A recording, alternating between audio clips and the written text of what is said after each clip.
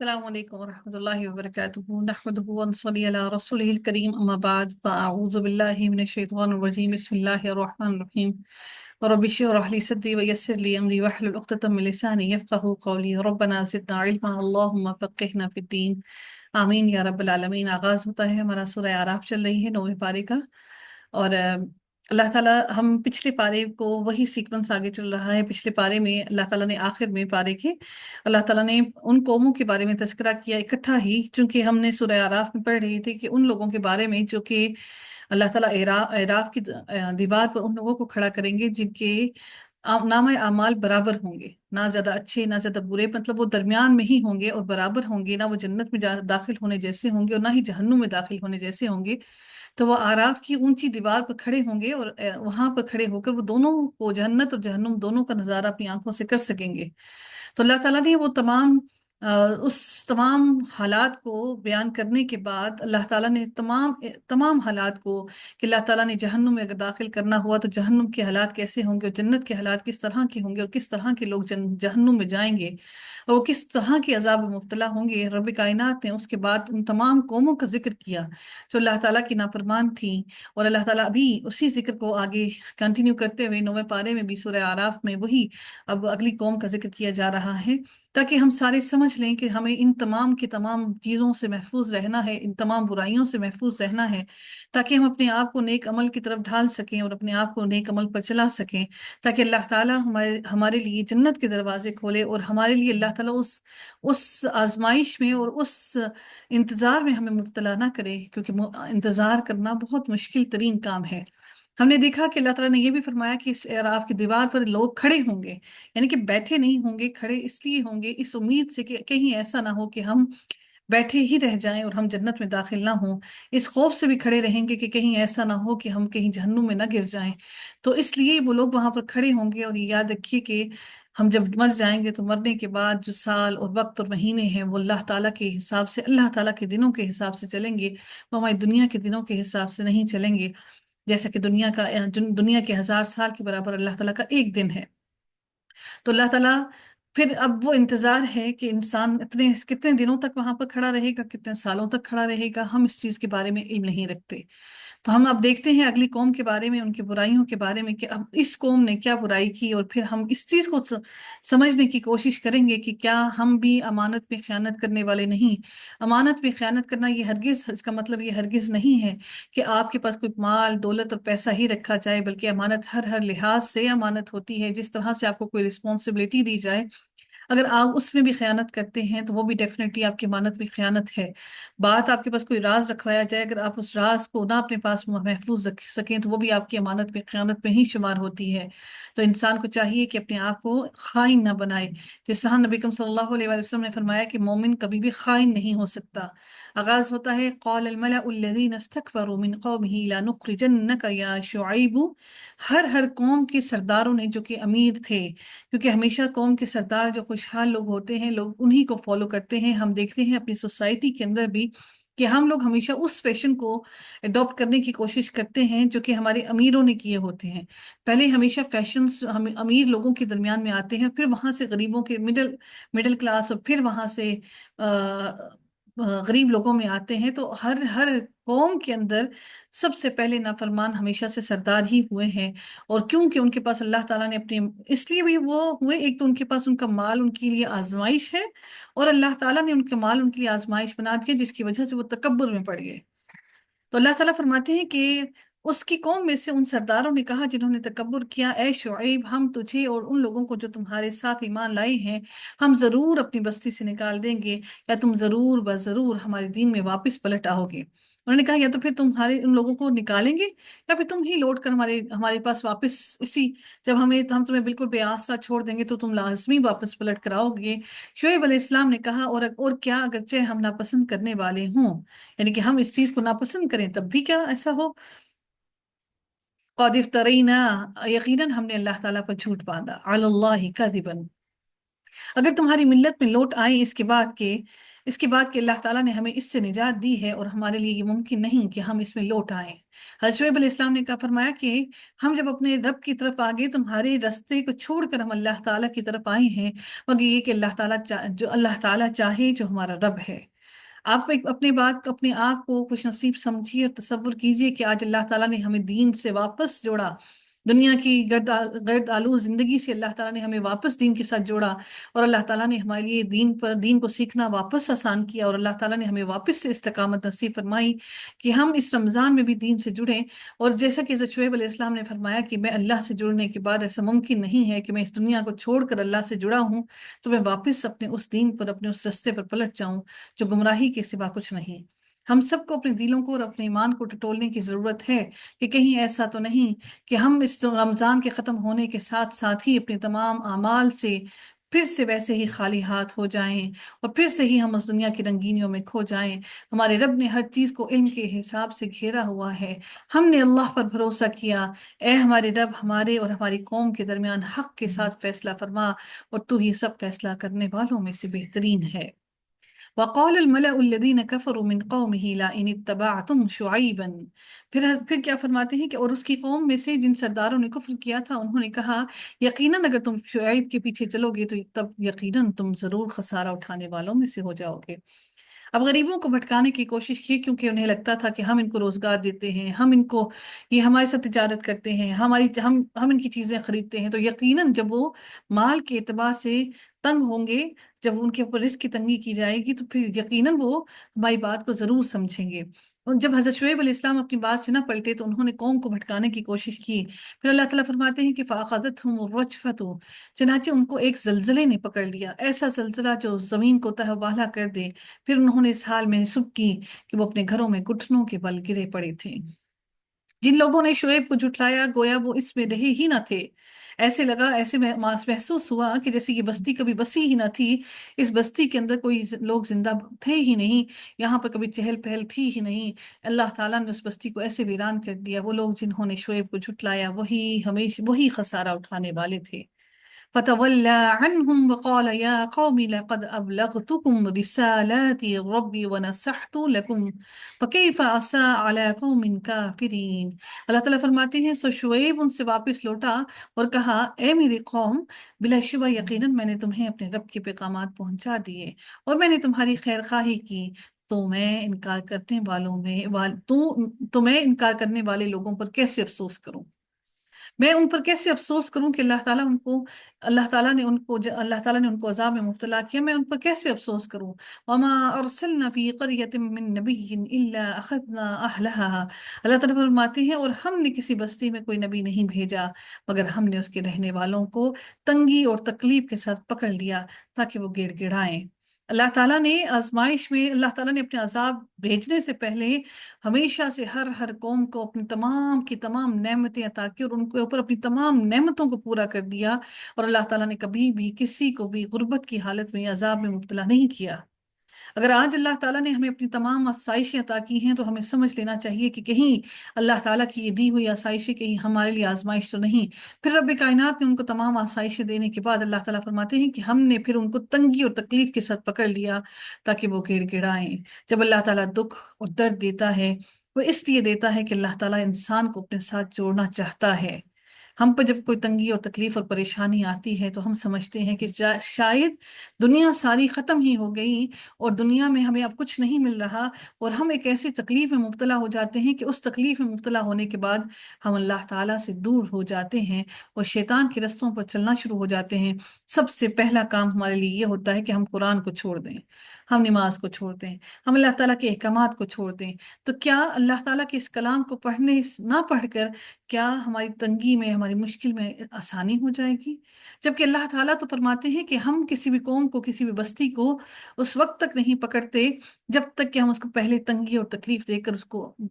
آزماتے ہیں تاکہ وہ گڑ گڑائیں اور اپنے ایمان کو مضبوط بنائیں۔ تو اگر وہ اللہ تعالیٰ کی پکڑ ہمارے لیے تنگی اور تکلیف ہمارے لیے اللہ تعالیٰ سے مزید دوری کا باعث بنتی ہے اور شیطان کے قریب ہونے کا باعث بنتی ہے، تو اس سے بڑھ کر آزمائش ہمارے لیے اور بدبختی ہمارے لیے کچھ نہیں۔ اس سے مراد ایک صاف اہم بات پتہ چلتی ہے کہ تکلیف میں، تنگی میں اور خوشی میں اور آسائش میں ہر وقت ہمیں اللہ تعالیٰ سے جڑے رہنے کا حکم ہے،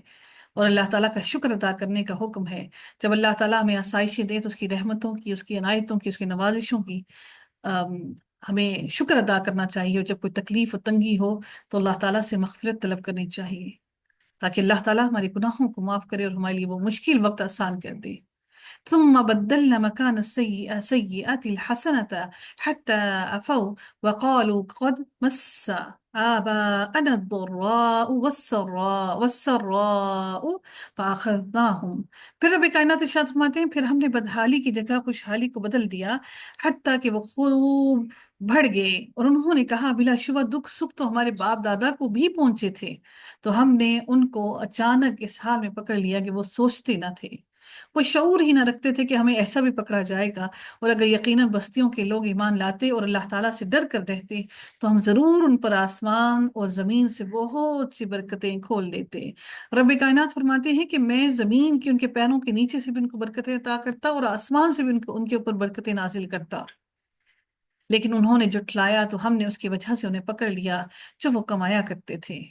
آج اگر ہمارے ملک کے اندر ہم سارے ہی بدحالی کے عالم میں موجود ہیں، تو در حقیقت ہم قوم کے اعتبار سے ہر برائی میں پڑے ہوئے ہیں۔ یہی وجہ ہے کہ اللہ تعالیٰ نے ہمیں خوب بدحالی میں ڈالا ہوا ہے، اور ممکن ہے کہ اللہ تعالیٰ اس بدحالی سے نکال کر ہمیں آسائشوں میں لے جائے، اور پھر آسائشوں میں جانے کے بعد ہم اتنے زیادہ ان آسائشوں میں مگن ہو جائیں کہ پھر ہمیں اللہ تعالیٰ کی ذات کا یاد ہی نہ رہے۔ تو کیا بستیوں والے اس سے بے خوف ہو گئے ہیں کہ ہمارا عذاب ان پر رات کے وقت آ جائے اور وہ سوئے ہوئے ہوں؟ اللہ تعالیٰ نے ہمیشہ اپنے عذاب کو ایسے ہی بھیجا۔ اور کیا بستیوں والے بے خوف ہو گئے کہ ان پر دن چڑھے ہمارا عذاب آ جائے اور وہ کھیل رہے ہوں؟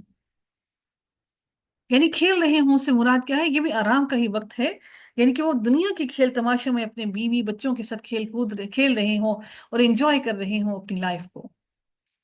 یا تو پھر سو رہی ہوں تب بھی وہ خوش ہیں، اور کھیل رہے ہوں تو تب بھی ان کے دل خوش ہیں۔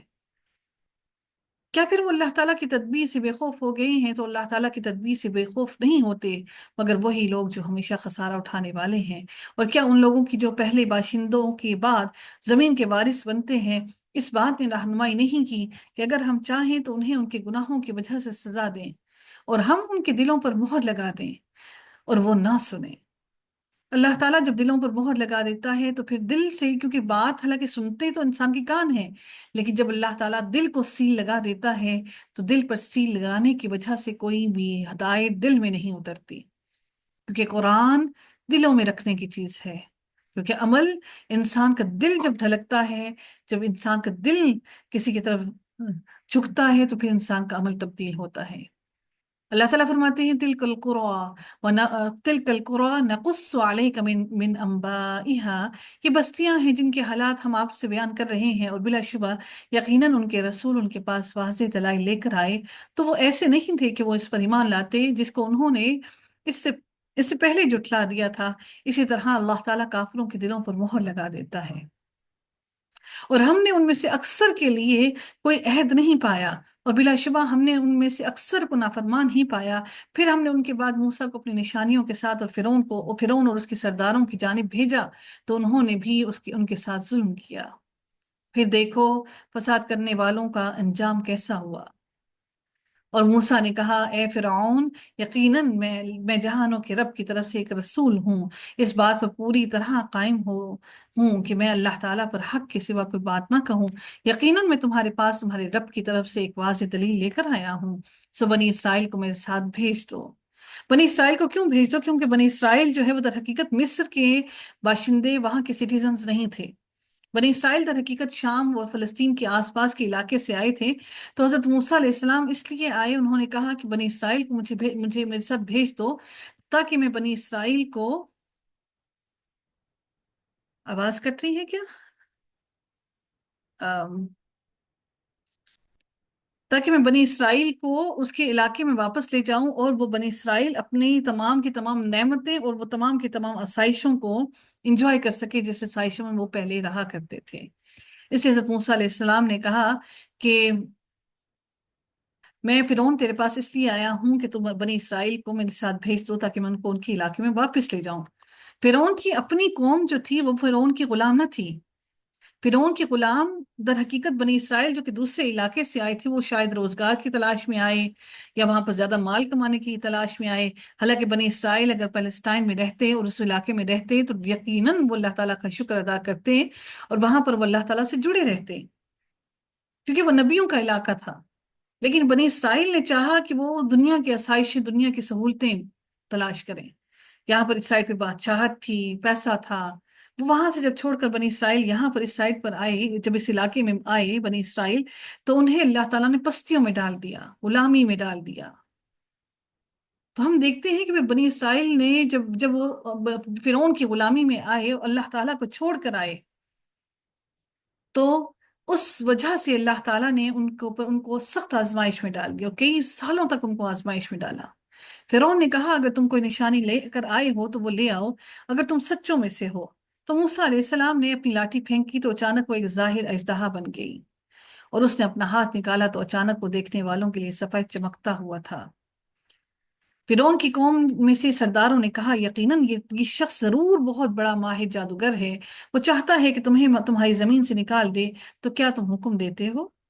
اب فرعون ان کا لیڈر، ان کا بادشاہ، اب وہ لوگ جو غلام تھے وہ کس طرح چاہتے کہ وہ اپنے مالک، اپنے بادشاہ کی بات کو نہ مانتے، اسے پھر سے ان کو بھٹکانا چاہا۔ قالو، انہوں نے کہا ارجہ واخاہ ارسل فی المدائن، انہوں نے کہا اسے اور اس کے بھائی کو انتظار میں رکھو، اور تم شہروں میں جمع کرنے والوں کو والے بھیج دو، یعنی کہ وہ جو ہرکارے ان کے ہوا کرتے تھے، انہوں نے کہا کہ شہروں میں اپنے اپنے ہرکارے بھیج دو، ان کو بھی انتظار کرواؤ، ان کا فیصلہ بھی ہم کریں گے۔ ہمارے سامنے تو انہوں نے کرتب دکھا دیا، لیکن ہم بھی ان کو کرتب دکھائیں گے۔ یا تو کبھی کل ساحر علیم، وہ آپ کے پاس ہر ماہر جادوگر کو لے کر آئیں۔ اب ان میں سے جو سامری جادوگر تھا وہ بھی انہی جادوگروں کے ساتھ آیا تھا، اور جادوگر فرعون کے پاس آئے، انہوں نے کہا اگر ہم غالب رہے تو ہمارے لیے ضرور کچھ صلہ ہوگا، کوئی فائدہ ہوگا، ہمیں کوئی انعام سے نوازا جائے گا، جو ہر دربار کے اندر، ہر بادشاہ کے سامنے ہر کوئی جا کے مانگتا ہے۔ فرعون نے کہا ہاں یقیناً تم ضرور مقرب لوگوں میں شامل ہو جاؤ گے، جب بادشاہت کی قربت حاصل ہو جائے تو پھر انسان کے لیے اس ملک میں رہنا بہت آسان ہوتا ہے، اس کی آسائشوں میں وہ مگن ہو جاتا ہے۔ اب آپ یہاں سے اندازہ لگائیے، جو قارون تھا وہ حالانکہ حضرت موسیٰ علیہ السلام کا کزن تھا، قارون جو ہے اس کے خزانے اس قدر زیادہ تھے، وہ خزانچی تھا فرعون کے پاس، اور اس کے پاس اس قدر خزانے ہوا کرتے تھے کہ اس کی جس کے اندر اس نے اپنے خزانے چھپا کر رکھے، بند کر کے رکھے ہوئے تھے، اس کے اندر اس کی جو چابیاں ہوتی تھیں وہ اتنی ہیوی ہوتی تھی کہ بہت بڑے بڑے پہلوان اس نے ہائر کیے ہوئے ہوتے تھے، اور بہت بڑے بڑے پہلوان مل کر، کوئی آپ سمجھ لیں کہ 5-10 پہلوان مل کر ان ایک ایک چابی کو اٹھایا کرتے تھے۔ اس کی چابیوں کے گچھے اتنے ہیوی اور اتنے بھاری ہوتے تھے، آپ سوچیں کہ وہ تالے کتنے بڑے ہوں گے، وہ کمرے اور وہ محل کتنے اونچے ہوں گے جس کے اندر قارون نے اپنے خزانے چھپا کر رکھے تھے۔ اگر ایک خزانچی کے پاس اتنا خزانہ تھا تو اب فرعون کی دولت کا اندازہ لگائیے کہ فرعون کے پاس کتنی دولت تھی۔ پھر اللہ تعالیٰ نے جب قارون کو، جب اس کے آس پاس جو لوگ رہتے تھے ہمیشہ قارون کے خزانوں پر وہ حرص کیا کرتے تھے، اور اس کی گڈ لک کے اوپر وہ ہمیشہ سے وہ اللہ تعالیٰ سے مانگا کرتے تھے کہ ہمیں یہ سب کچھ کیوں نہیں ملتا۔ ہمیشہ ان کو یہ فیل ہوتا کہ اس کے پاس اتنے اتنے خزانے ہیں اور ہم مفلسی کی زندگی گزار رہے ہیں۔ پھر رب کائنات نے جب قارون کو زمین بوس کیا تو تمام ایک زور کی آواز سب کے سب لوگوں نے سنی، اور سب کے سب لوگ اس زلزلے کی آواز سے اپنے گھروں سے باہر نکل آئے۔ میرے رب نے قارون کو اس کے خزانوں کے ساتھ، اس کے محل کے ساتھ، میرے رب نے اس کو زمین بوس کر دیا، اور تمام کے تمام لوگ جو اس پر رش کیا کرتے تھے اپنے گھروں سے باہر کھڑے ہو کر اپنی آنکھوں سے دیکھ رہے تھے کہ کس طرح سے اللہ تعالیٰ نے قارون کو، باقی ساری بستی کے لوگ وہیں پر صحیح سلامت ہیں، کسی کا مٹی کا کچا گھر بھی، کسی کا ایک ٹینٹ بھی نہیں گرا، کسی کو کوئی نقصان نہیں ہوا سوائے قارون کے۔ ان کی آنکھوں کے سامنے اللہ تعالیٰ نے قارون کو اس کے خزانوں کے ساتھ زمین بوس کر دیا۔ اس وقت ان لوگوں نے اللہ تعالیٰ سے معافی مانگی کہ ہم اس دنیا کی زندگی پر ان خزانوں پر رش کیا کرتے تھے، اب یہی وہ خوف تھا جو بنی اسرائیل کے دل میں تھا، جو سامری نے ان کے دلوں میں ڈالا کہ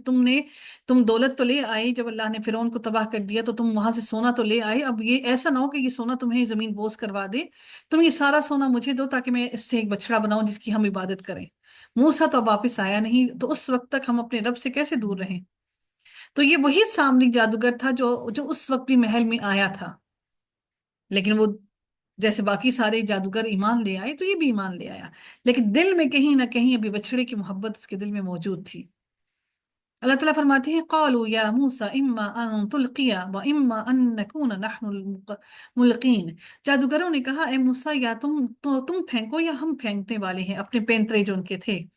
موسیٰ نے کہا تم ہی پھینکو، تم ہی اپنا پینترا پہلے دکھاؤ۔ پھر جب انہوں نے پھینکا تو لوگوں کی آنکھوں پر جادو کر دیا، کہ یہ جو بھی جادو ہوتا ہے یہ آنکھوں کا دھوکا ہوتا ہے،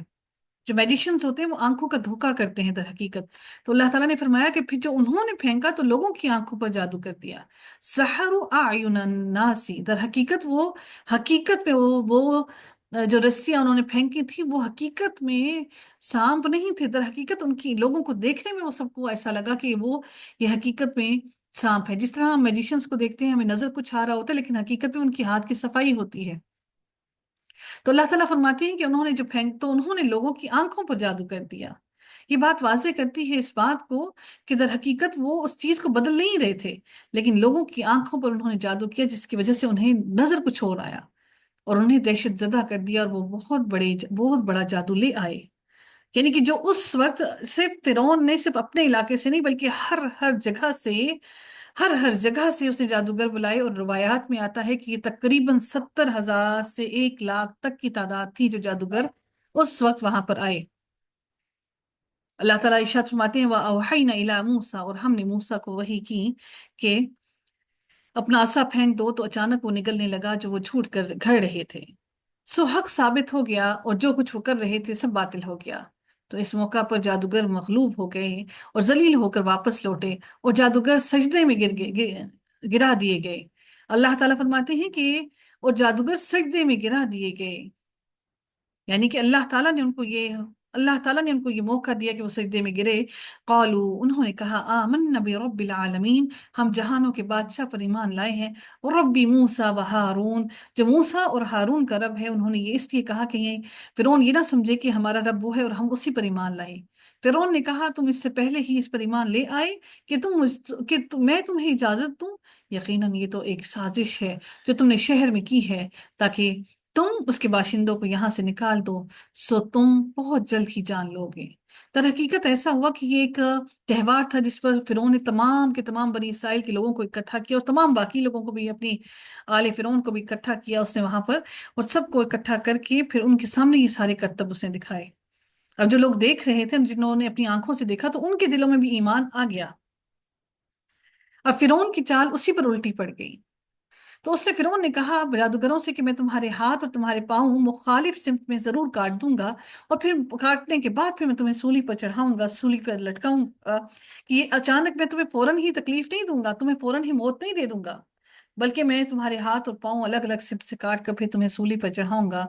انہوں نے کہا یقیناً ہم اپنے رب کی طرف ہی لوٹنے والے ہیں، اور تم کسی اور بات کا ہم سے انتقام نہیں لیتے مگر یہ کہ جب ہمارے رب کی آیات ہمارے سامنے آئیں تو ہم ان پر ایمان لے آئے۔ اے ہمارے رب ہم پر صبر انڈیل دے۔ سبحان اللہ۔ اب وہ پریشانی میں مبتلا تھے، ایسا نہیں کہ وہ صرف وہی تھے بلکہ ان کو اپنی اولاد، اپنی بیوی، بچے، سب کچھ جاتا ہوا دکھائی دیا۔ تو انہوں نے اپنے رب سے کیا دعا کی؟ ربنا افرغ علینا صبرا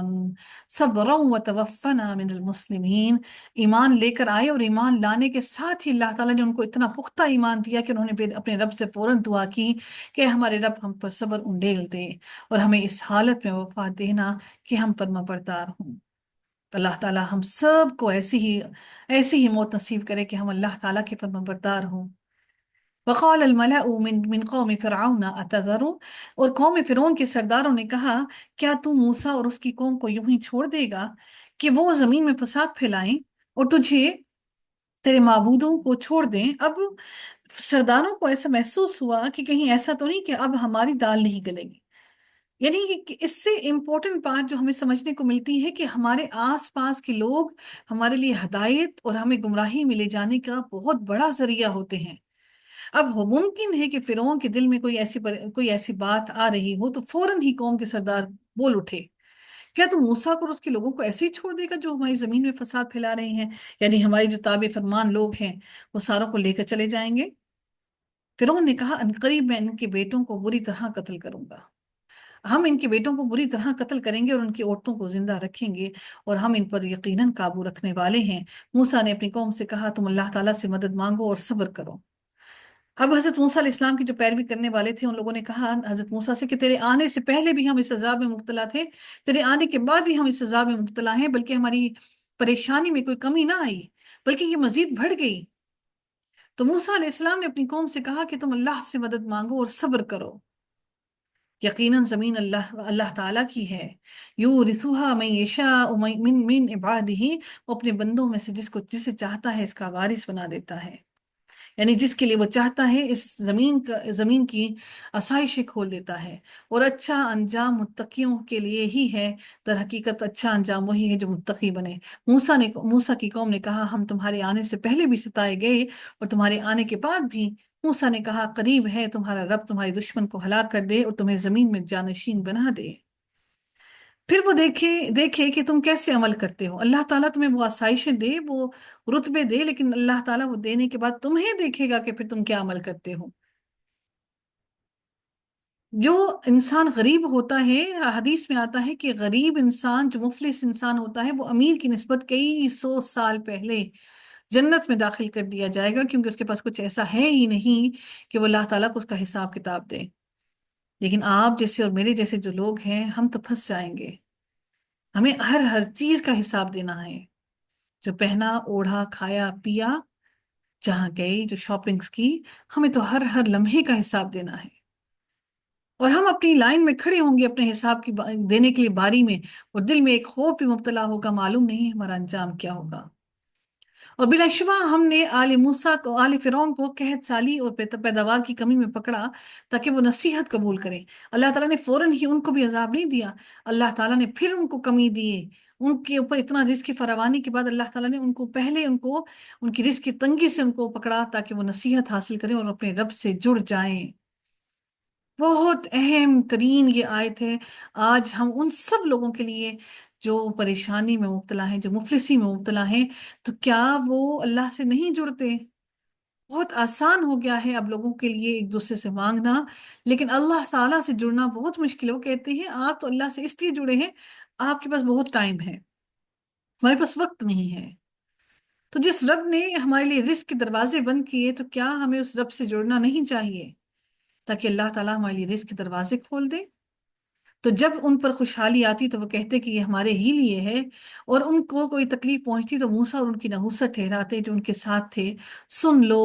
یقیناً ان کی نحوست اللہ تعالیٰ کے پاس ہے، لیکن ان کے اکثر لوگ نہیں جانتے۔ انہوں نے کہا کہ تم ہمارے پاس خواہ کوئی بھی نشانی لے آؤ تاکہ تم ہم پر اس کے ساتھ جادو کرو، تو ہم تمہارے لیے ایمان لانے والے نہیں ہیں۔ فَأَرْسَلْنَا عَلَيْهِمُ الطُّوفَانَ، پھر ہم نے ان پر طوفان بھیجا۔ اور اب اللہ تعالیٰ یہ سارے عذاب جو ان کے اوپر یکے بعد دیگرے آئے، یہ سارے عذاب اللہ تعالیٰ نے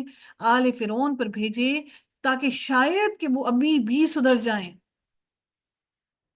اللہ تعالیٰ فرماتے پھر ہم نے ان پر طوفان بھیجا، اور ٹڈیاں بھیجی، اور جوئیں بھیجی، اور مینڈک بھیجے، اور خون جو الگ الگ نشانیاں تھیں۔ مینڈکوں کا یہ حال تھا کہ وہ اچھل اچھل کے ان کے منہ میں آتی، جوئیں اس قدر تھیں کہ ان کی کھٹمل جوئیں ان کے جسم پر، ان کے کپڑوں پر، ان کے گھروں میں، اور ٹڈیاں اس قدر تھیں کہ ان کو ہر طرف سے ٹڈیاں ہی ٹڈیاں دکھائی دیتی تھی، انہیں نہ آسمان دکھائی دے نہ زمین دکھائی دے، اور جو پینے کے لیے انہیں پانی چاہیے تھا، اللہ تعالیٰ نے اس پانی کو ان کے لیے خون بنا دیا۔ وہی پانی جب اہل ایمان پیتے تو وہ بالکل خوش ذائقہ اور بالکل صاف ستھرا شفاف پانی ہوتا، اور جب وہی پانی آل فرعون جب اس پانی کو دیکھتے تو وہ خون کے رنگ کا اور بدبودار خون جیسا ہوتا، وہ پانی بھی نہ پی سکیں۔ پھر بھی انہوں نے تکبر ہی کیا اور وہ مجرم لوگ تھے۔ اللہ نے اتنا اتنا اتنا ان کو آزمایا، اتنی آزمائش میں ڈالا، عذاب میں ڈالا کہ شاید یہ پلٹ جائیں، اور جب ان پر کوئی عذاب آ پڑتا تو کہتے اے موسیٰ، یا موسیٰ ادع لنا ربک بما عہد عندک لئن کشفت عنا الرجس لنؤمنن لک ولا نرسلن معك بنی اسرائیل۔ اے موسیٰ اپنے رب سے انہوں نے کیا کہا کہ اے موسیٰ اپنے رب سے ہمارے لیے دعا کرو جو اس نے تمہارے ہاں عہد کر رکھا ہے، یقیناً اگر تم ہم پر سے یہ عذاب دور کر دو تو ہم ضرور تمہارے اوپر ایمان لے آئیں گے، اور ہم تمہارے ساتھ بنی اسرائیل کو ضرور بھیج دیں گے۔ یعنی ان کے دل میں بھی یہ کھٹک تھی کہ یہ موسیٰ جو ہے یہ نبی ہے۔ پھر جب اللہ تعالیٰ فرماتے ہیں پھر جب ہم ان سے ایک وقت تک عذاب کو دور کر دیتے ہم، تو جس کو وہ پہنچنے والے ہی تھے، تو اچانک وہ عہد کو توڑ دیتے۔ چنانچہ ہم نے ان سے انتقام لیا، پس ہم نے انہیں سمندر میں غرق کر دیا، اس وجہ سے کہ بلا شبہ انہوں نے ہماری آیات کو جھٹلایا اور وہ ان سے غافل تھے۔ دیکھیے اللہ نے کتنی کتنی آزمائشیں نے دی، شاید کہ وہ پلٹ آئیں، شاید کہ سدھر جائیں۔ اللہ کی آزمائش کے بعد بھی اگر ہم اللہ سے نہ جڑ سکیں تو اس کا مطلب ہے ہماری ایمان بہت ہی کمزور ہیں۔ وَأَوْرَثْنَا الْقَوْمَ الَّذِينَ كَانُوا يُسْتَضْعَفُونَ مشارق الارض و مغاربها، اور جو لوگ کمزور سمجھے جاتے تھے انہیں ہم نے اس زمین کی مشرقوں اور اس کی مغربوں کا وارث بنا دیا جس میں ہم نے برکت رکھی تھی، یعنی ان غلاموں کو ہم نے اس کا وارث بنا دیا۔ اور آپ کے رب کی بہترین بات بنی اسرائیل پر پوری ہو گئی کہ اللہ تعالیٰ ان کے صبر کی بدولت انہیں عطا کرے گا، کیونکہ انہوں نے صبر کیا۔ ہم اپنے سسرال میں یا کسی معاملے میں اگر صبر کرتے ہیں تو ممکن ہی نہیں کہ اللہ تعالیٰ ہمیں آسائشیں اور آسانیاں نہ دے، چونکہ ہم صبر نہیں کرتے، واویلے مچاتے رہتے ہیں، روتے ہیں، پیٹتے ہیں، جو بس میں ہوتا ہے سب کچھ کر گزرتے ہیں، اور پھر کہتے ہیں ہم تو صبر کر رہے ہیں، ابھی بھی یہ مشکل وقت کیوں نہیں دور ہوا؟ یہ صبر نہیں ہے، یہ آپ کی بے بسی ہے۔ اور ہم نے فرعون اور اس کی قوم اس کی قوم کا وہ سب کچھ تباہ کر دیا، جو محلات وہ بناتے تھے اور جو عمارتیں وہ بلند کرتے تھے۔ اور ہم نے بنی اسرائیل کو سمندر سے پار اتارا تو وہ ایک قوم پر آئے جو اپنے بتوں پر جمے بیٹھے تھے، بتوں کی عبادت کرتے تھے۔ انہوں نے کہا اے موسیٰ ہمارے لیے بھی کوئی معبود بنا جیسے ان کے کچھ معبود ہیں۔ موسیٰ نے کہا یقیناً تم لوگ جہالت کی باتیں کرتے ہو، بلا شبہ برباد کیا جانے والا ہے وہ کام جس میں یہ لوگ مشغول ہیں جو بتوں کی عبادت کرتے ہیں، اور باطل ہے جو وہ کر رہے ہیں۔ اور موسیٰ نے کہا کیا اللہ تعالیٰ کے سوا تمہارے لیے میں کوئی اور معبود تلاش کروں، بنا کے لا دوں تمہیں، حالانکہ اس نے تمہیں جہانوں پر فضیلت عطا کی ہے، اور اس نے تمہیں آل فرعون سے نجات دی ہے، اور تمہیں وہ برا عذاب چکھاتے تھے، تمہارے بیٹوں کو بری طرح قتل کرتے اور تمہاری عورتوں کو زندہ رکھتے تھے، اس میں تمہارے رب کی جانب سے بہت بڑی آزمائش تھی۔ اللہ تعالیٰ نے ان کو سب کچھ ان کی آنکھوں کے سامنے، ان بنی اسرائیل نے اپنی آنکھوں کے سامنے یہ سارے کے سارے عذاب دیکھے بھی، اللہ نے ان کو محفوظ بھی کیا، اس کے باوجود وہ پھر پلٹ گئے کہ ہمیں کوئی ایسا معبود بنا دو۔ اور ہم نے موسیٰ سے 30 راتوں کی میعاد مقرر کی، اللہ نے موسیٰ علیہ السلام سے 30 راتوں کے لیے بلایا تھا، اور حضرت موسیٰ علیہ السلام اپنی قوم کو بتا کر آئے کہ میں 30 راتوں کے لیے جا رہا ہوں، اور ہم نے ان کو 10 راتوں سے پورا کیا، اور اس کی رب کی مقررہ مدت 40 راتیں مکمل ہو گئیں۔ اللہ تعالیٰ نے حضرت موسیٰ علیہ السلام کو 10 مزید دن کو روکا، تو 40 راتیں اللہ تعالیٰ نے پوری کی وہاں پر، حضرت موسیٰ علیہ السلام کو وہاں پر کوہ طور پر 40 راتوں کے لیے ٹھہرایا۔ اور موسیٰ نے اپنے بھائی ہارون سے کہا تم میری قوم میں میری جانشین رہو، اور اصلاح کرنا اور فساد کرنے والوں کے راستے کی پیروی نہ کرنا۔ اور جب موسیٰ ہمارے مقرر کردہ وقت کے لیے آیا اور اس کے رب نے اس سے کلام کیا تو اس نے کہا اے میرے رب مجھے دکھا کہ میں تیری طرف دیکھوں۔ فرمایا تو مجھے ہرگز نہیں دیکھ سکتے، لیکن پہاڑ کی طرف دیکھو، سو اگر وہ اپنی جگہ برقرار رہا تو عنقریب تم مجھے دیکھ لو گے۔ تو جب اس کے رب نے جب پہاڑ پر جلوہ ڈالا تو اسے ریزہ ریزہ کر دیا، اور موسیٰ بے ہوش ہو کر گر پڑا۔ پھر جب ہوش میں آیا تو اس نے کہا تو پاک ہے، میں نے تجھ سے توبہ کی، اور میں ایمان لانے والوں میں سے سب سے پہلا ہوں۔ ہر نبی نے یہ کہا، ہمارے نبی پاک صلی اللہ علیہ وسلم نے بھی یہی کہا وَأَنَا أَوَّلُ الْمُؤْمِنِينَ، ایمان لانے والوں میں سب سے پہلا میں ہوں۔ حضرت موسیٰ نے بھی یہی کہا اور میں ایمان لانے والوں میں سب سے پہلا میں ہوں۔ قال یا موسیٰ، اللہ تعالیٰ نے فرمایا اے موسیٰ، یقیناً اپنے پیغامات اور کلام کے ساتھ میں نے تجھے تمام لوگوں میں سے منتخب کیا ہے، سو لے لو جو میں نے تمہیں دیا ہے اور شکر کرنے والوں میں سے ہو جاؤ۔ اور ہم نے تختیوں میں اس کے لیے ہر قسم کی نصیحت اور ہر چیز کے لیے تفصیل لکھ دی، سو ان کو قوت سے پکڑو، اور اپنی قوم کو بھی حکم دو کہ وہ ان کی اچھی باتیں پکڑے رکھیں، اور جلد ہی میں تمہیں نافرمانوں کے گھر دکھاؤں گا کہ کس کس نے نافرمانی کی۔ عنقریب میں اپنی آیات سے پھیر دوں گا ان لوگوں کو جو زمین میں ناحق بڑے بنتے ہیں، اور اگر وہ ہم ہر قسم کی نشانی دیکھیں تو بھی ان پر وہ ایمان نہیں لائیں گے، اور اگر وہ بھلائی کا راستہ دیکھ لیں تو بھی اس کو وہ اپنا راستہ نہ بنائیں گے۔ اللہ تعالیٰ یہ حضرت موسیٰ علیہ السلام کو کوہ طور پر ہی ساری باتیں بتا رہے تھے، پھر اللہ تعالیٰ نے حضرت موسیٰ علیہ السلام کو بتا دیا کہ تیرے آنے کے بعد تیری قوم نے بچڑا بنا لیا اور انہوں نے اللہ کے ساتھ معبود بنا لیا، شرک کر لیا انہوں نے۔ اور اگر وہ گمراہی کا راستہ دیکھ لیں، اللہ تعالیٰ وہ سب بتانے سے پہلے ان کو پہلے سے ساری ان کی برین سٹارمنگ ہو رہی ہے، اور اگر وہ گمراہی کا راستہ دیکھ لیں، اس کو راستہ بنا لیں، یہ اس وجہ سے ہے کہ انہوں نے ہماری آیات کو جھٹلایا اور ان سے غافل تھے، اور جن لوگوں نے ہماری آیات کو اور آخرت کی ملاقات کو جھٹلایا یا ان کے اعمال جھٹلایا، ان کے اعمال ضائع ہو گئے، انہیں وہی بدلہ دیا جائے گا جو عمل کرتے تھے۔ اور موسیٰ کے بعد قوم موسیٰ نے اپنے زیوروں سے بچڑا بنایا، جو میں نے پہلے ذکر کیا وہی بات آئی۔ ایک جسم تھا جس میں گائے کی آواز تھی، کیا انہوں نے دیکھا نہیں کہ وہ ان سے بولتا بھی نہیں، اور وہ راستہ بتاتا ہے ان کو؟ کیا وہ راستہ بتاتا ہے ان کو؟ اسے انہوں نے پکڑ لیا اور وہ تھے ہی ظالم۔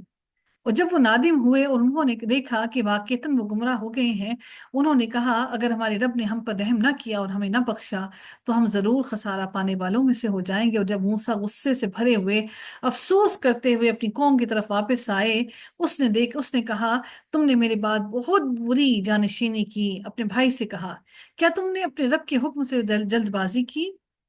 اور اس نے تختیاں پھینک دیں جو ان کے ہاتھ میں تورات جو ان کے ہاتھ میں اللہ تعالیٰ نے ان کو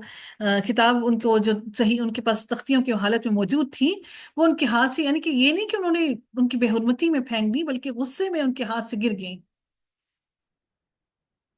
اور اپنے بھائی کا سر پکڑ کر اپنی طرف کھینچنے لگے۔ ہارون نے کہا اے میری ماں کے بیٹے، ماں کا بیٹا کہہ کر کیوں پکارا؟ کیونکہ ماں میں محبت زیادہ، نرمی زیادہ، ماں کا واسطہ دیتے ہوئے کہا۔ سبحان اللہ۔ ابن امہ، اے میری ماں کے بیٹے، ان القوم تدعفونی وکادوا یقتلوننی، اے میری ماں کے بیٹے، یقیناً قوم نے مجھے کمزور سمجھا اور قریب تھا کہ وہ مجھے قتل ہی کر دیتے، سو آپ دشمنوں کو مجھ پر خوش ہونے کا موقع نہ دیں اور مجھے ان ظالموں کے ساتھ شامل نہ کریں۔ موسیٰ نے کہا اے میرے رب، مجھے اور میرے بھائی کو بخش دے اور ہمیں اپنی رحمت میں داخل کر لیں، اور تو سب رحم کرنے والوں میں سے زیادہ رحم کرنے والا ہے۔ یقیناً جن لوگوں نے بچڑے کو پکڑ لیا، ان قریب انہیں ان کے رب کا غضب پہنچے گا اور دنیا کی زندگی میں ذلت پہنچے گی، اور ہم جھوٹ باندھنے والوں کو ایسا ہی بدلہ دیتے ہیں۔ اور جن لوگوں نے برے اعمال کیے پھر انہوں نے توبہ کی اور وہ ایمان لے آئے، یقیناً آپ کا رب بے حد بخشنے والا اور رحم کرنے والا ہے۔ یہ رحم اللہ تعالیٰ کا صرف اور صرف، یہ رحیم اللہ تعالیٰ کی صرف مسلمانوں کے لیے ہے۔ اور جب موسیٰ کا غصہ ٹھنڈا ہوا تو اس نے وہ تختیاں اٹھا لی، اور ان کی تحریر میں ان کے لیے ہدایت اور رحمت تھی جو اپنے رب سے ڈرتے ہیں۔ اور موسیٰ نے اپنے قوم کے 70 آدمی ہمارے مقرر کردہ وقت کے لیے چنے۔ پھر جب ان کو زلزلے نے پکڑ لیا تو موسیٰ نے کہا اے میرے رب، اگر تو چاہتا تو انہیں بھی اور مجھے بھی اس سے پہلے ہی ہلاک کر دیتا۔ کیا تو ہمیں ایسے کام پر ہلاک کرتا ہے جو ہم میں سے چند بے وقوفوں نے کیا؟ یعنی کہ ہم اللہ تعالیٰ سے، ان کی شرک کی بدولت انہوں نے اللہ تعالیٰ سے یہ کہا جو ان کی قوم نے شرک کیا۔ یہ نہیں ہے مگر تیری ایک آزمائش، تو اس سے جس کو چاہتا ہے گمراہ کر دیتا ہے اور جس کو چاہتا ہے ہدایت دیتا ہے۔ تو ہی ہمارا مددگار ہے، سو ہمیں بخش دے اور ہم پر رحم فرما، اور تو بخشنے والوں میں سب سے بہترین ہے۔ ہم جو لوگ کنڈے پکا لیتے ہیں، ہم جو لوگ ایسی چیزیں چڑھاوے چڑھا لیتے ہیں اور جو اللہ نے ہمیں حکم نہیں دیا، ہم اگر وہ سارے عمل کر گزرتے ہیں تو سوچئے کہ پھر ہمارا کیا حال ہوگا جب نبی اللہ تعالیٰ کے خوف سے لرز اٹھے، انہوں نے اللہ تعالیٰ سے مغفرت طلب کی، اور ہم تو مغفرت بھی نہیں مانگتے،